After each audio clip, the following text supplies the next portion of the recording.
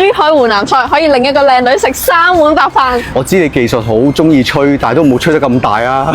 如果你中意食香辣嘅小炒，呢個視頻你一定要睇落去。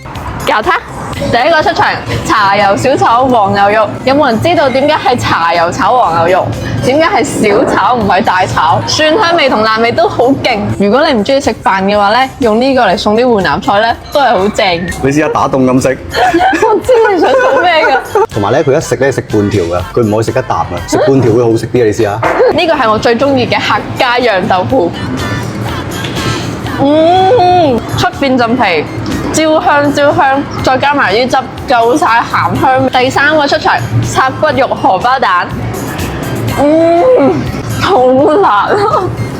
唔食得辣嘅朋友咧，可以點微辣或者唔辣都得嘅，真係好辣好爽。我平時食湖南菜咧都要食一碗飯嘅，但係唔知點解今日呢碗飯有啲大。第四個出場，砂鍋蒜蓉蝦。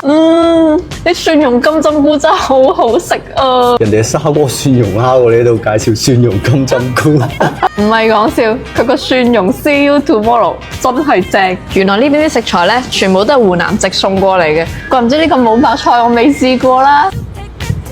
呢個冇白菜真係超好味，今晚個 MVP 我推薦你哋食呢個。呢度嘅位置好大，坐得又舒服，仲有好多包房，請客團餐都好正。最緊要呢邊離關口好近，只要10分鐘車程。澳車北上過嚟食餐飯都慳翻唔少。